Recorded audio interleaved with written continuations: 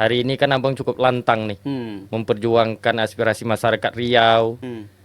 Apa bang selama ini yang menjadi hak Riau yang abang suarakan untuk di DPR itu?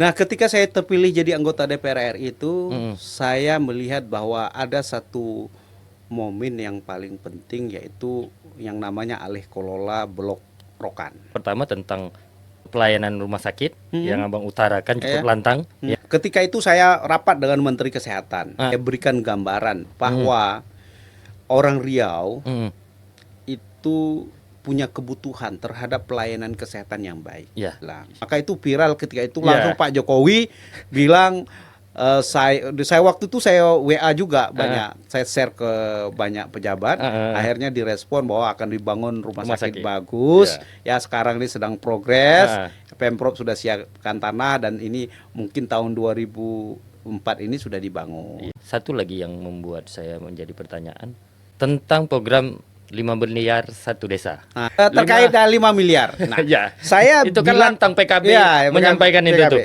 Mengapa asumsi kita 5 miliar? Begini, mengelola tata kelola desa. Maka potensi inilah menurut saya tidak sesuai kapasitas desa, kebutuhan desa dengan kapasitas fiskalnya.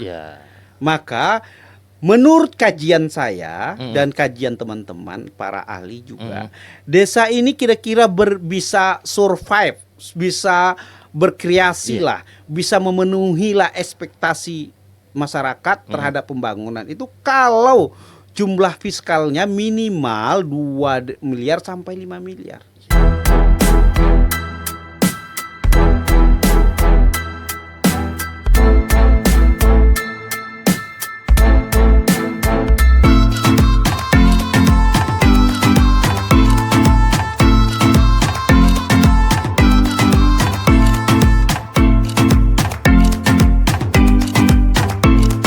Assalamualaikum warahmatullahi wabarakatuh. Alhamdulillah hari ini kami kedatangan tamu dari Pusat Wakil Rakyat yang sangat luar biasa lah memenuhi undangan kami.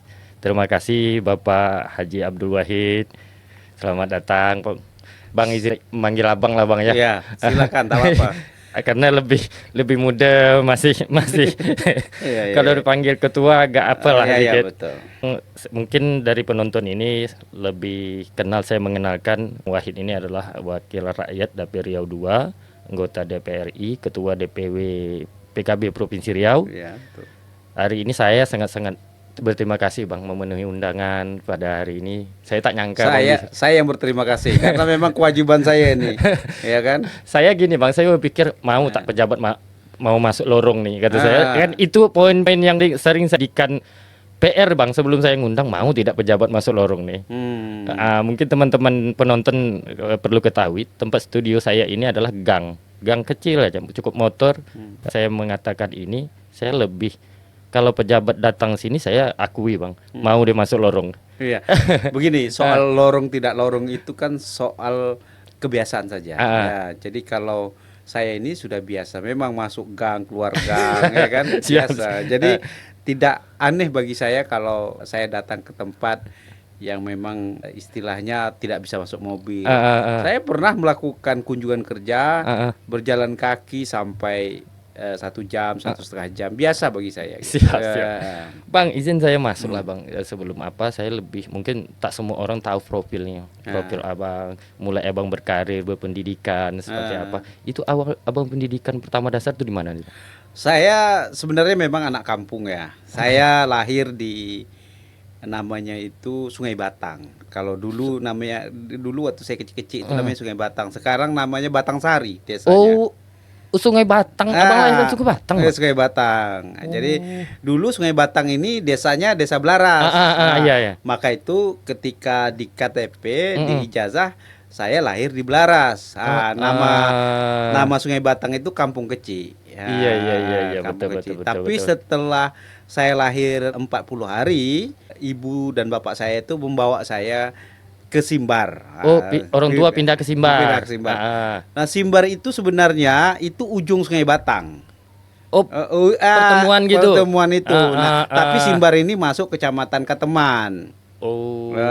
Tapi iya, zaman iya. dulu kan tak bisa, harus lewat laut. Iya, iya, Lewatlah dari Sungai Batang tuh lewat Tanjung Dato. Masuklah Simbam. Iya, iya. Berarti lewat gelombang dulu. Lah apa? bisa gelombang dulu. Nah, tapi saya waktu kecil-kecil itu kalau ndak pergi ke kampung nenek saya, nah kampung nenek saya itu namanya Anak Puye Tasik. Oh, mandek dia, mandek Mande. juga. Iya, iya.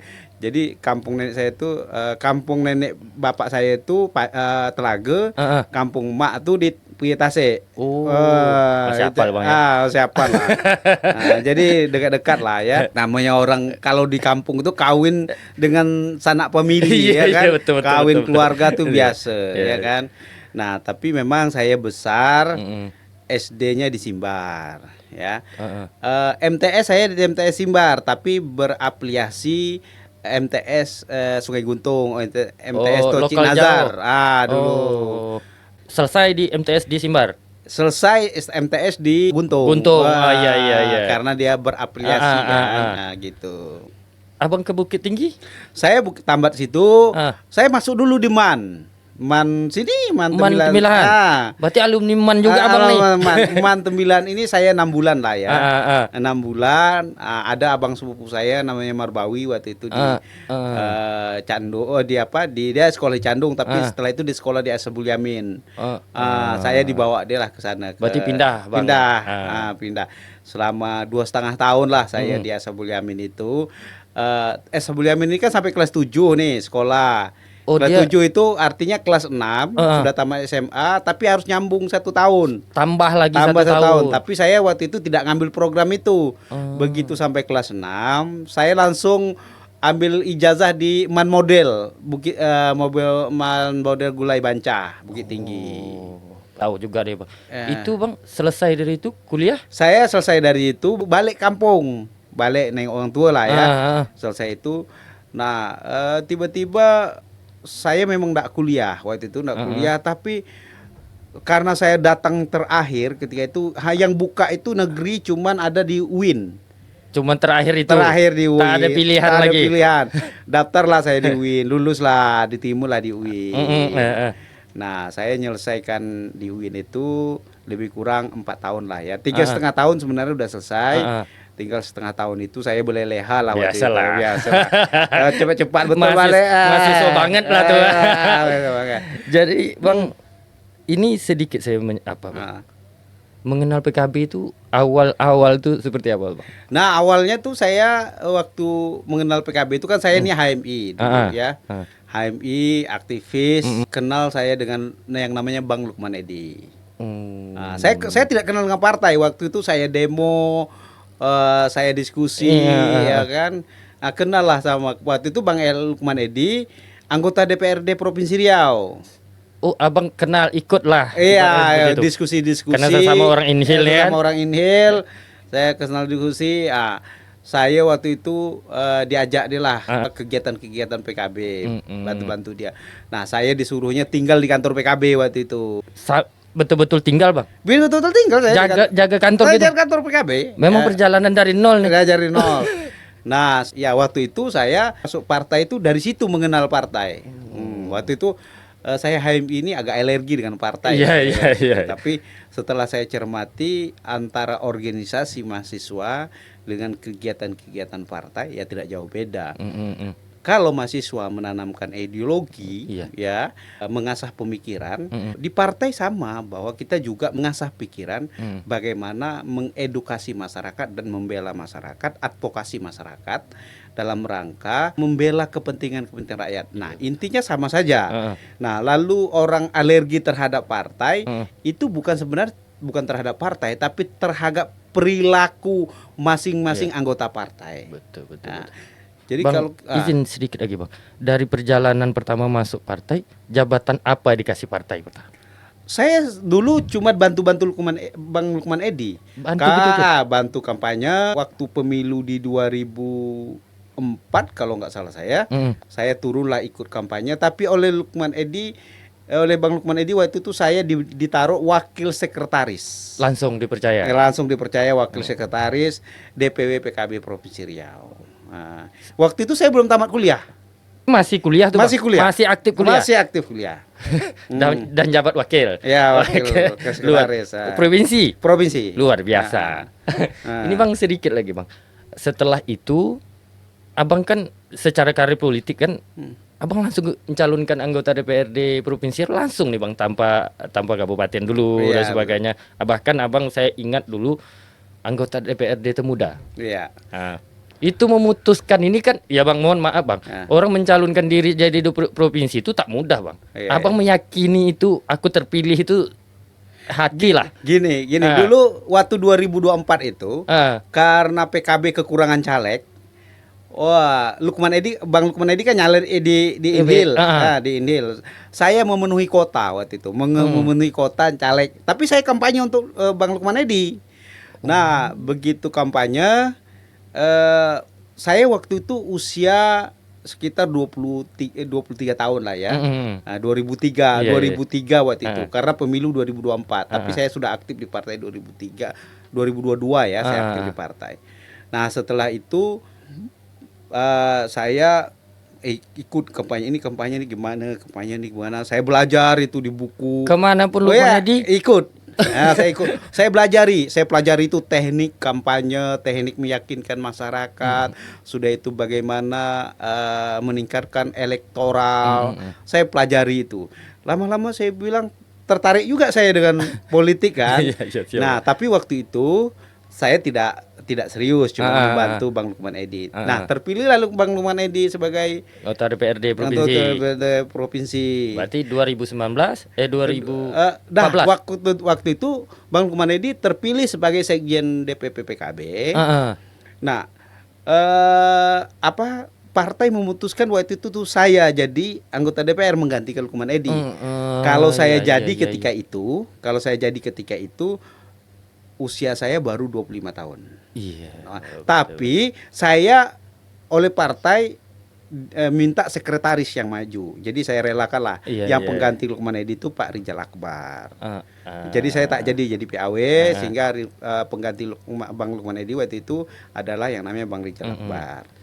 Setelah selesai Bang Rijal setelah itu terjadi muswil, musyawarah wilayah, saya jadi sekretaris 2006 waktu itu. Berarti Abang sekretaris dulu Bang, baru apa? Ketua DPW. Jadi saya jadi sekretaris DPW PKB. Lalu di 2009 saya nyalonkan dirilah dari Inhil. Ketika terpilih, saya terpilih dengan usia 29 tahun, termuda waktu itu DPRD Provinsi Riau. Saya juga sebenarnya tidak ada garis politik saya di politik. Artinya keluarga petani, pekebun. Kalau dulu bapak berdagang lah ya.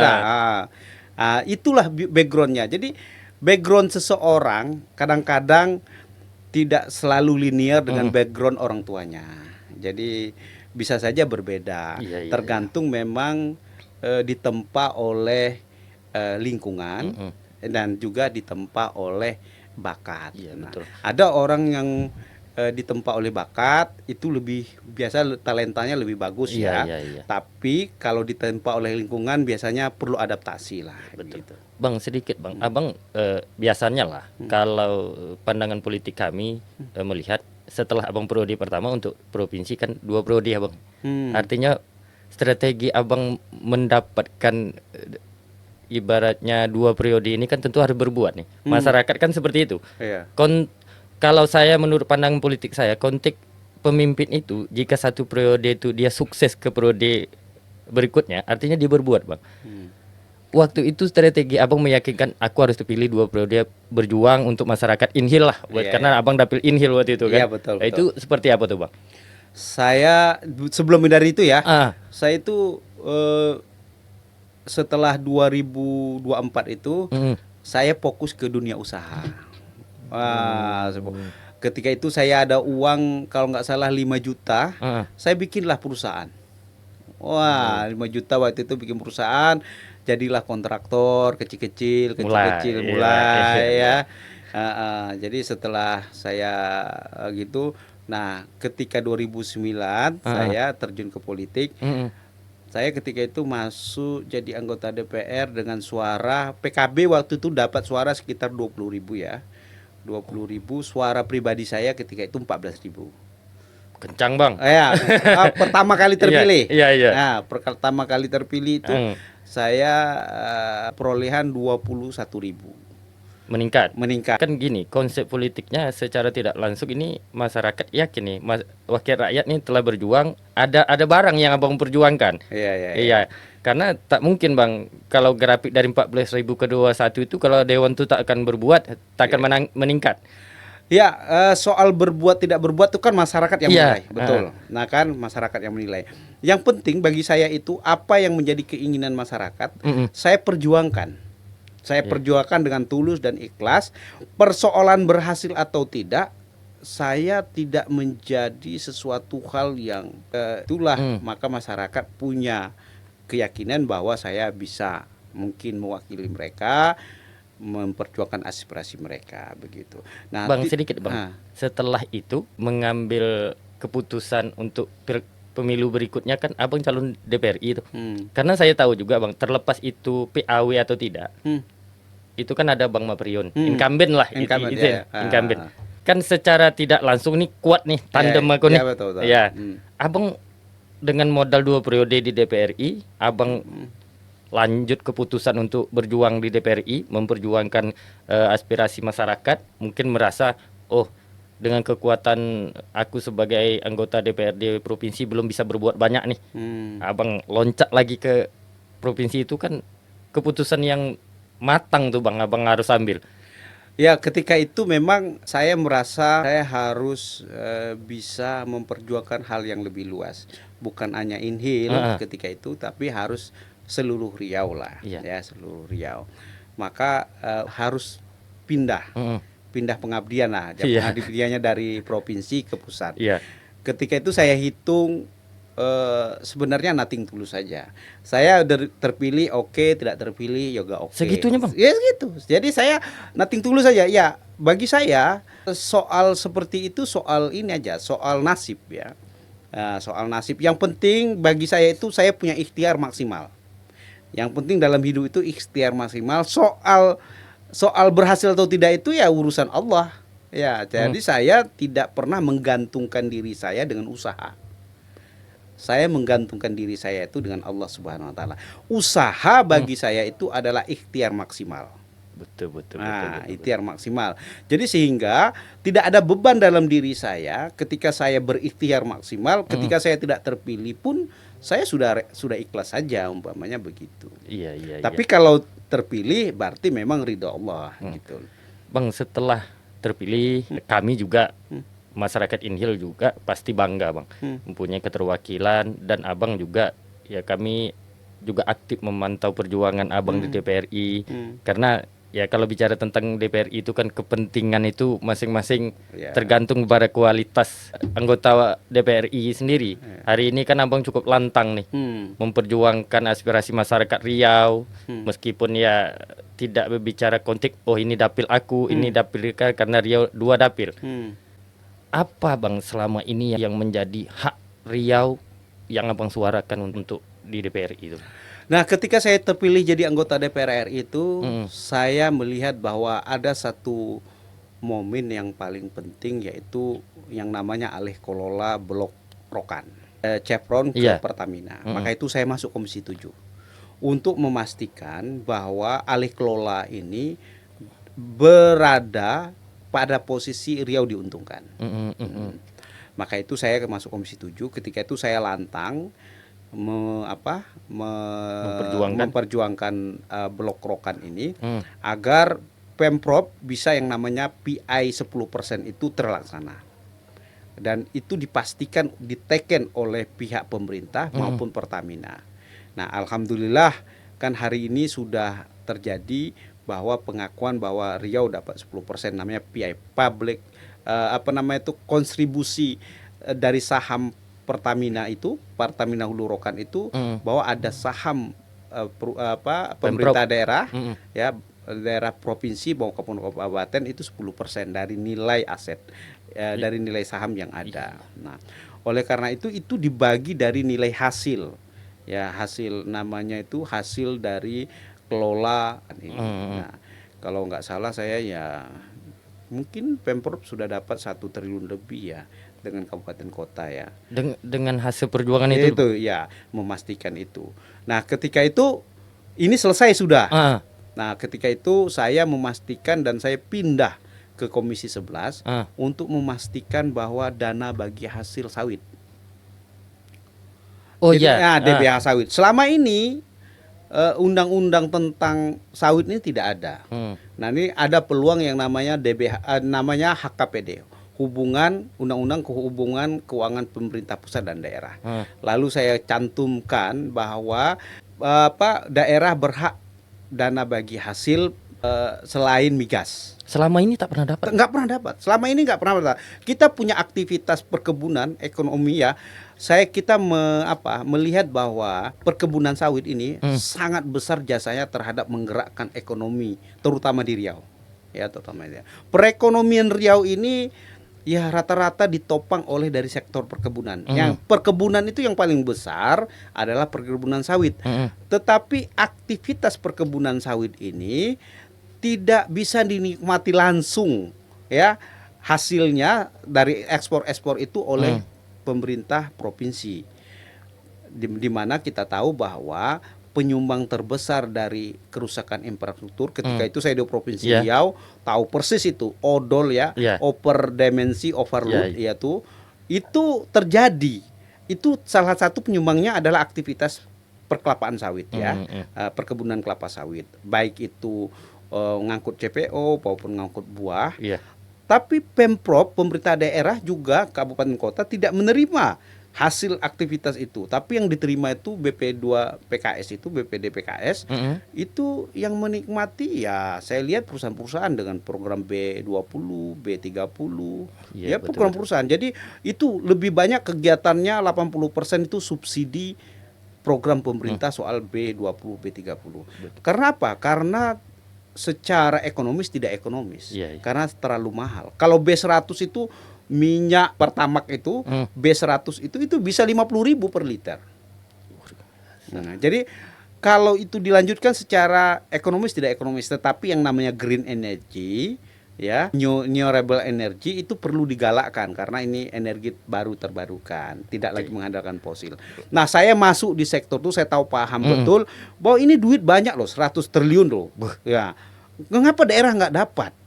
Nah, maka itu saya masukkan dalam skema undang-undang HKPD itu bahwa pemerintah daerah dapat dana bagi hasil selain migas. Contoh dibuat dalam undang-undang itu, contoh dalam keterangannya itu contoh aktivitas ekspor CPO. Nah, hari ini ya Pemprov kabupaten kota mulai Mei kemarin sampai September ini mungkin sudah masuk semua. Nah, itu yang saya perjuangkan untuk saya ini di legislatif. Legislatif itu kan banyak, saya tuh tidak bisa memperjuangkan person per person, tapi saya memperjuangkan secara keseluruhan supaya apa? Supaya ada nilai. Kalau kita memperjuangkan satu-satu repot. Lebih baik kita memperjuangkan seluruhnya. Supaya apa? Supaya payungnya itu ada jelas. Orang tidak lagi lobby kepala daerah, tak lagi lobby ke pusat. Kalau lobby itu kan ujung-ujungnya duit, Pak. Masuk penjara, Pak. Bahaya. OTT. Maka itu saya memperjuangkan lewat undang-undang sehingga kepala daerah itu menerima haknya sesuai dengan undang-undang, maka mereka tak perlu lebih lagi, sudah terima dengan haknya.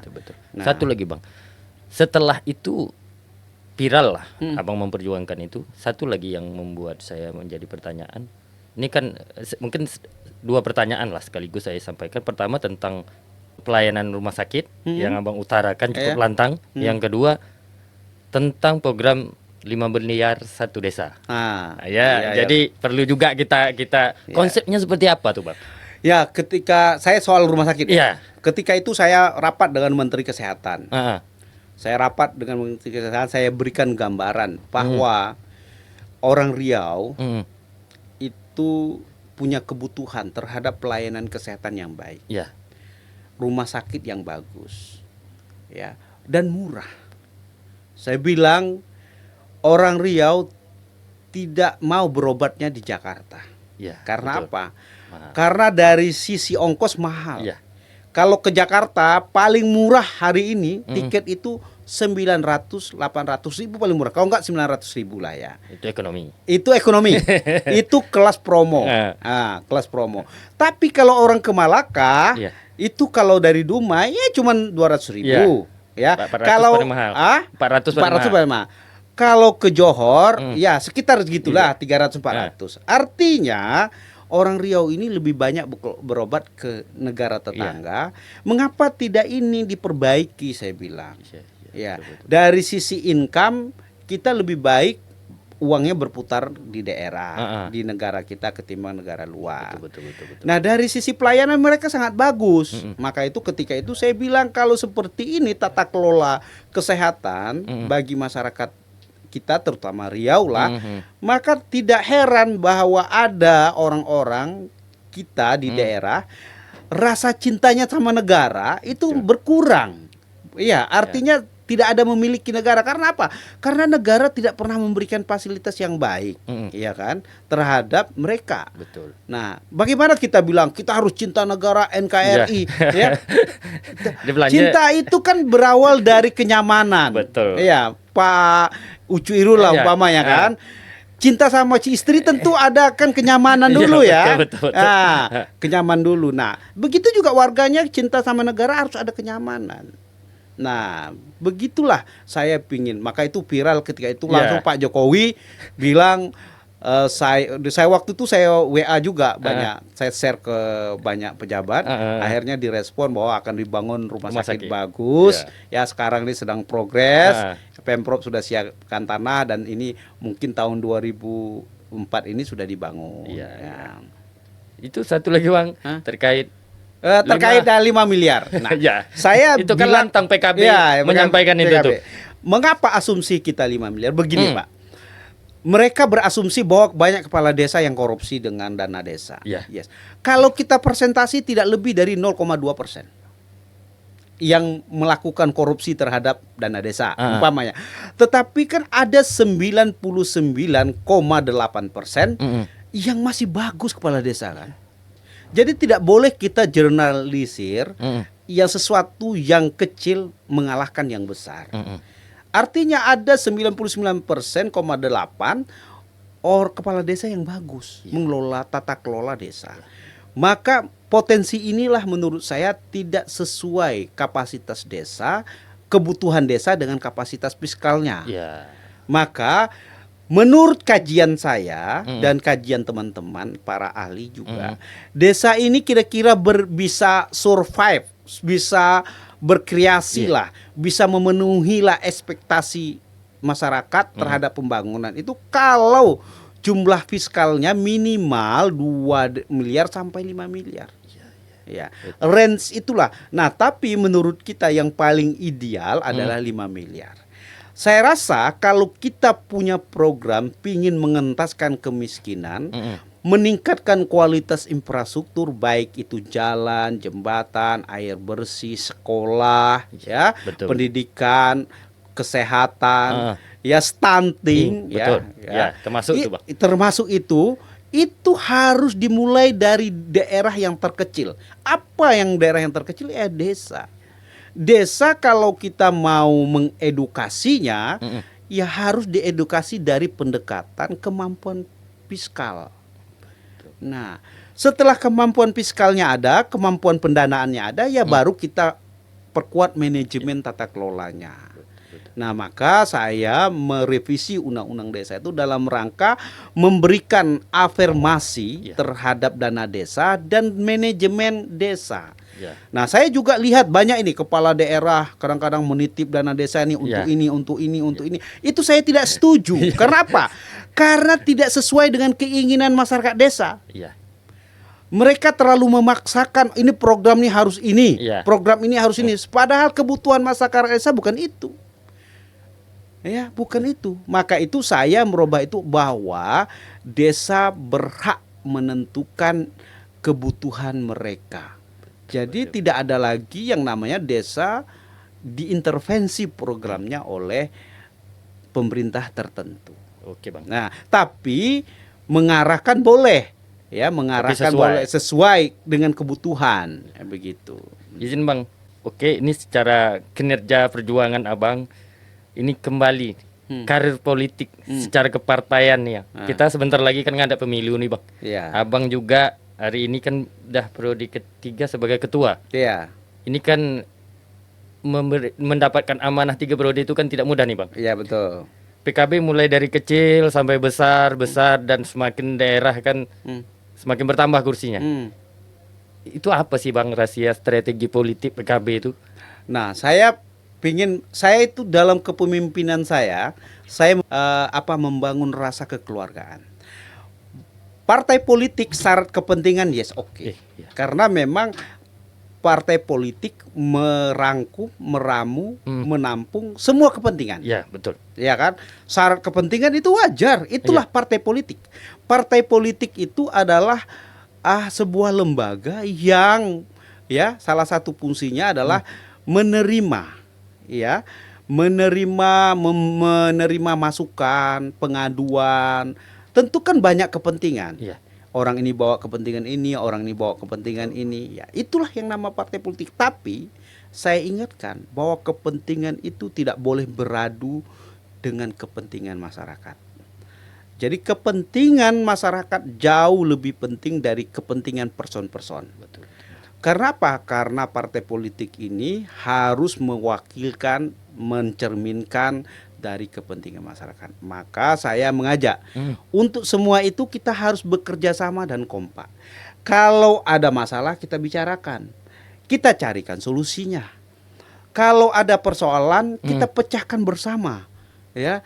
Tidak boleh ada gontok-gontokan. Maka saya membangunnya dengan kekeluargaan. Maka itu ya maaf cakap ya di zaman saya memimpin nggak ada protes, teman-teman nggak ada protes. Saya nggak tahu nggak ada protes atau takut, saya nggak tahu ya. Padahal saya semua terbuka, baik itu dari sisi manajemen, dari sisi apa saja. Saya juga kalau saya ada kepentingan umpamanya, si A, kayak di daerah ini saya punya kepentingan ini, saya ajak bicara. Saya bicara, kalau menurut kamu gimana? Kalau menurut kamu gimana? Ini layak atau tidak? Nah, kalau layak, yuk kita sama-sama. Betul, Nah, betul. jadi tidak merangkul. ada, merangkul. Jadi begitu juga lah sistem kita kalau di pemerintahan seperti itu. Iya. Kalau kita bikin program, jelas programnya diajak bicara masyarakatnya. Sesuai tidak keinginan mereka, sesuai tidak dengan kebutuhan mereka. Kalau sesuai jalan. Iya. Kalau tidak ya kita tunggu dulu, carikan solusinya yang lain, kira-kira begitu. Nah, itulah menurut saya kiat-kiatnya bahwa yang penting ada keterbukaan. Oke.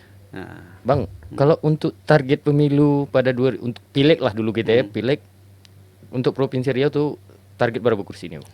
Saya menargetkan Provinsi Riau sekarang ada 6 kursi, saya targetkan sekitar 11 atau 12 kursi. Wajib pimpinan. Ya, insya Allah saya rasa tahun ini kita dapat pimpinan. Ya, artinya saya sudah susun strateginya, bagaimana pola pemenangannya, dan meyakinkan masyarakatnya. Saya yakin karena selama ini PKB ya selalu terbuka, saya rasa masyarakat juga memberikan kepercayaan sama PKB. Gitu. Sebelum ke depan, Bang, ini kan Abang sebagai ketua PKB Provinsi Riau pada pemilu 2024 ini kan PR besar nih, dibebankan pada Abang terkait cawapres dengan capres kita ini. Ya meskipun secara gelombang partai nasionalnya mendadak lah istilahnya seperti itu, tak menyangka Anies berpasangan dengan Cak Imin. Ini kan juga PR besar nih bagi Abang ketua DPW PKB Riau lah. Secara target nasional untuk suara PKB di Riau itu berapa persen, Bang? Saya memang menargetkan di Riau PKB bisa meraih 15-20%. Ya, 20%. Nah, secara nasional ya. Nah, artinya dulu PKB di Dapil Riau 1 nggak dapat, saya rasa tahun ini dapat lah. Tahun ini dapat, dan insya Allah itu diusahakan dapat secara maksimal. Dapat secara maksimal. Mengapa saya targetkan itu supaya memang PKB ini punya nilai? Karena begini, sistem politik kita itu mengandung azas suara terbanyak. Ya. Saya yang lantang, saya yang besar suara, kalau sedikit nggak diperhatikan. Betul. Ya. Tapi walaupun saya umpamanya tidak terlalu lantang, tapi kalau saya banyak, itu selalu diperhatikan. Jadi decision makernya itu dari sisi elektoral. Jadi oleh karena itu wajib bagi saya itu memperoleh suara terbanyak. Sehingga secara election kita bisa menang. Secara voting umpamanya, kan dalam sistem politik kita itu tidak selalu diambil secara musyawarah. Terkadang banyak juga keputusan-keputusan itu diambil dari voting. Voting itu kan mencerminkan suara terbanyak. Ya, betul. Nah, maka itu kita berusaha bagaimana PKB ini menjadi pemenang di Riau. Oke.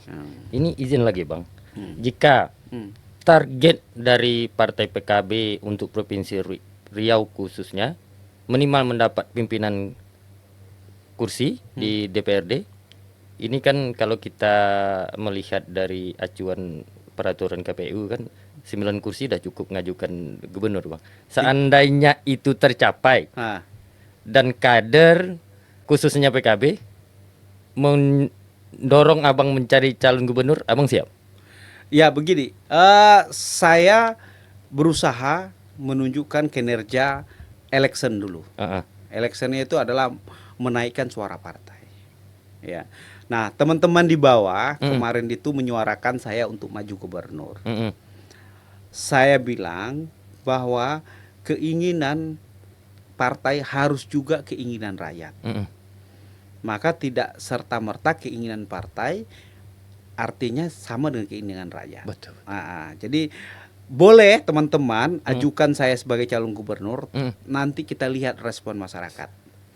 Kalau masyarakat butuh figurnya seperti saya, maka elektabilitas saya jadi naik. Tapi kalau masyarakat tidak butuh orang seperti saya, maka elektabilitas saya nggak naik. Betul. Gitu. Nah, saya kalau soal ini saya tidak menjawab iya atau tidak, tapi kita lihat nanti setelah pemilu, kalau PKB ini naik secara suaranya, berarti respon masyarakat ada. Betul. Jadi insya Allah saya selalu mengedepankan bahwa bagaimana respon rakyat. Saya selalu tidak pernah memaksakan diri. Ya, kalau memang rakyatnya senang dari kalangan rakyat mungkin senang karena saya ini dari generasi muda, orangnya mungkin biasa-biasa saja. Ya mungkin bisa saja saya terpilih, ya kan, bisa saja saya direspon masyarakat. Tapi kalau masyarakat senangnya orang yang gagah, umpamanya kan, bicaranya pintar, umpamanya, atau dia banyak uang, gitu kan, banyak hal lah ya, ya kan, masyarakat tidak bisa kita dikte, karena sesungguhnya kekuasaan itu ada di masyarakat. Di pemilu itu kekuasaan itu ada di masyarakat. Nih, oke Bang. Seandainya ini ada keinginan, ada dorongan dan sebagainya, apa sih yang harus dibenah di Provinsi Riau nih Bang? Yang pertama saya melihat bahwa kita harus buka lapangan kerja. Saya sebagai wakil rakyat tuh hampir saya dapat WA itu paling banyak tuh ketika anak-anak tamat sekolah, tamat kuliah. Ya kan, itu banyak masyarakat WA saya, Pak, tolonglah cari kerja anak saya sudah tamat tapi belum dapat kerja. Dari situ saja tak perlu saya survei bahwa lapangan kerja tidak terbuka. Iya, betul. Iya kan? Iya. Artinya saya punya tanggung jawab menyediakan lapangan kerja. Mengapa? Itulah tugas pemerintah. Betul. Tugas pemerintah itu adalah salah satunya adalah membuka lapangan kerja. Nah, pemerintah ini kan lapangan kerjanya terbatas. Masa lapangan kerjanya yang dibuka honor, Pak? Honor itu cuma 900.000, sejuta satu bulan. Kadang-kadang terima 3 bulan, kesian, Pak. Timbul pula masalah P3K. Masalah P3K. Pemerintah tidak bisa menyediakan lapangan kerja yang banyak di sektor pemerintahan. Lalu apa? Betul. Lalu sektor investasi lah, industri lah yang akan menyerap tenaga kerja. Tetapi sektor industri ini jangan dibebani dengan minta kalau ngurus izin minta minta itu. Itu nggak boleh, Pak. Karena apa? Karena perusahaan ini akan membebani ongkos produksinya.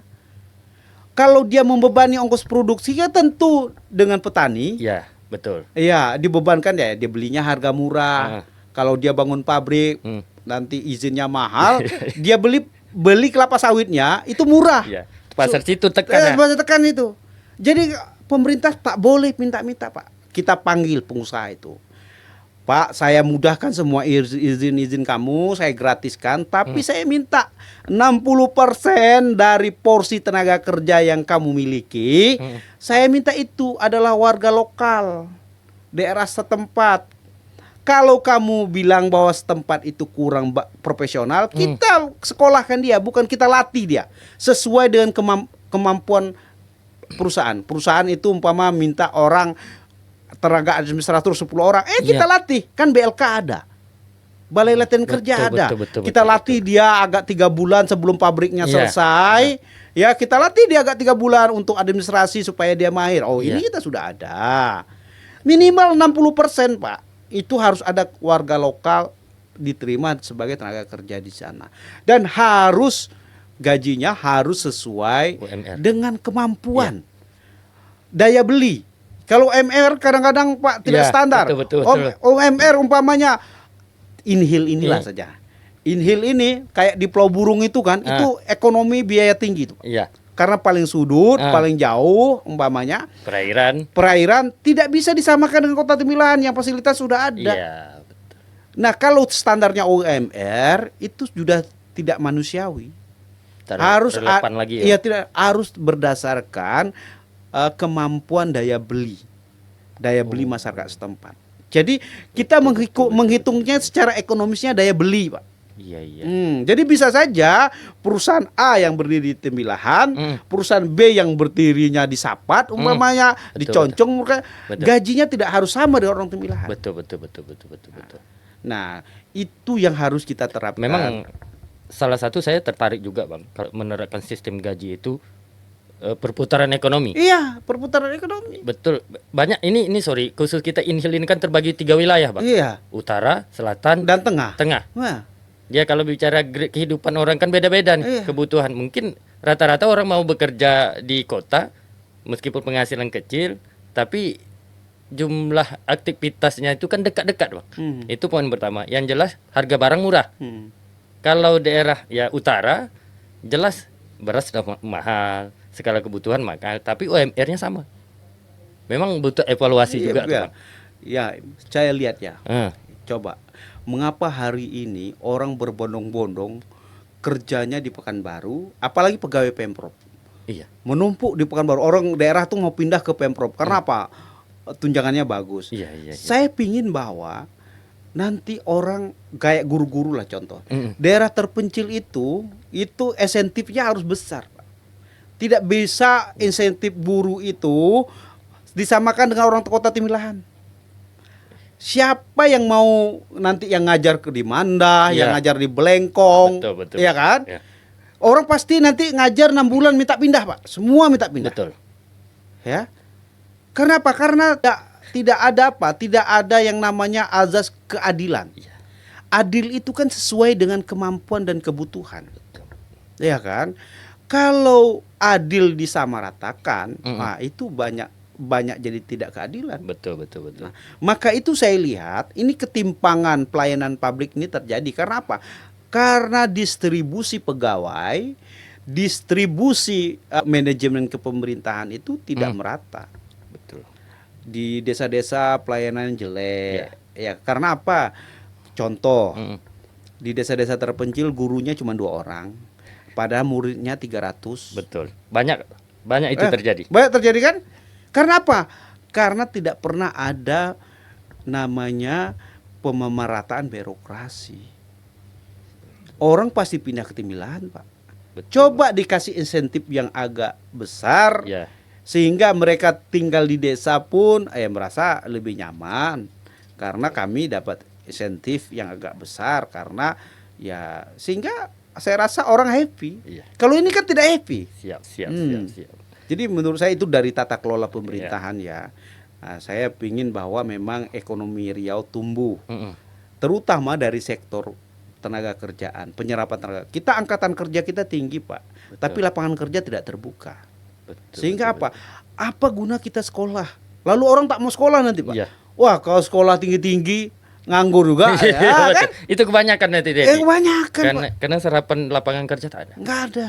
Dan lagi pun tamatan kita ini tidak sesuai juga dengan lapangan kerja. Iya. Maka untuk dipiasi besarnya kesenjangan itu, ya itulah yang namanya balai latihan kerja. Iya, itulah yang memanfaatkan. Manfaatkan balai latihan kerja. Kan tidak semua perguruan tinggi Iya. ini, sekolah ini Betul. menyediakan orang bisa bekerja. Iya. Iya kan? Heeh. Kadang-kadang dia memang mengajarkan tentang knowledge, Iya. pengetahuan, wawasan gitu ya. Nah, secara dunia kerja mungkin belum link and match ya. Kita pingin bahwa dunia kerja dengan dunia pendidikan link and match. Menjembatan ini ya namanya lembaga latihan kerja. Nah, Izin Bang, saya sedikit beberapa hal yang saya pertanyakan. Itu kan aspek dari pelayanan dan pendidikan dan sebagainya. Struktur kita nih di Riau ini layak dari kondisi sekarang. kalau saya lihat tidak layak. Karena apa? Banyak jalan-jalan di kita ini yang tidak fungsional. Begini, kalau soal anggaran, tinggal disiasati. Ya, saya lihat banyak anggaran itu belum tepat sasaran. Iya. Bagaimana? Banyak anggaran di belanja pegawai. Apa sih faktor belanja pegawai ini banyak? Coba lihat dulu. Apakah karena terlalu banyaknya perjalanan dinas? Atau terlalu banyaknya ATK, rapat ke rapat. Kalau Iya, saya iya. rapat ke rapat tuh dikurangi. Iya, betul. Iya kan? Betul. Rapat-rapat dikurangi, lebih baik umpamanya kita bangun infrastruktur. Apa infrastruktur? Yang penting kayak sekarang ini, Pak. Sekarang ini yang penting jalan fungsional dulu. Iya. Ya, fungsional maksudnya apa? Orang bisa jalan dulu lah. Kita timbunan dulu ya. Pakai sertu dulu, Iya, betul. pakai geotek dulu, tak usah aspal dulu. Iya. Yang penting bagi masyarakat bisa dilalui, mereka bisa bawa hasil tanaman, ya, bisa transportasi barang atau Iya. orang lancar. Itu sudah memudahkan. Dari sisi ekonomi itu namanya mengurang kos ekonomi, kos transportasi. Iya. Kos transportasi itu kalau sudah kurang tentu dia akan memberi nilai tambah terhadap harga barang. Betul. Memberi nilai tambah terhadap nilai tukar. Iya. Gitu. Oke Bang, Nah, sebenarnya masih banyak poin-poin yang saya pertanyakan. Saya tahu aktivitas Abang sibuk karena saya memahami itu. Mungkin hasil diskusi kita sampai hari ini cukup di sini Bang. Izin nanti kalau Abang pulang ke Inhil lagi, saya mengundang dengan tema yang berbeda. Kita berbicara lebih banyak. Lebih dan kurang Bang, terima kasih Bang. ya saya terima kasih juga kepada bual-bual ini ya. Sama nih Bang. Ya, Kali nama bicara. juga kita bawa bual-bual ya. Iya, Saya siap. merasa apa bual-bual ini punya saluran ya Bang. untuk berdiskusi. Ya begini, kita kadang-kadang mencari solusi itu lewat diskusi. Iya. Ya, Betul, semakin banyak kita diskusi, semakin banyak solusi yang kita dapatkan. Nah, mudah-mudahan bual-bual ini adalah media yang menyediakan solusi Siap. terhadap semua masalah yang ada di kita. Jangan dianggap, saya juga menghimbau lah kepada semua dari pemangku kebijakan, jangan dianggap media ini sebagai ruang kritik. Ya, tapi dia dianggaplah sebagai media solusi. Karena kan orang bisa saja mencurahkan segala sesuatu. Betul, sehingga kita harus berpikir, oh iya benar juga mungkin ya kan apa yang disampaikannya. Tetapi harus fakta. Betul, siap. Ya, kita tidak menyebarkan hoak. Yang penting fakta. Kalau fakta yang kita sampaikan, insya Allah orang bisa terima. Siap. Terima kasih. Sekali lagi, terima kasih kami ucapkan. Akhir dan kalam saya ucapkan wabillahi taufiq wal hidayah. Wassalamualaikum warahmatullahi wabarakatuh.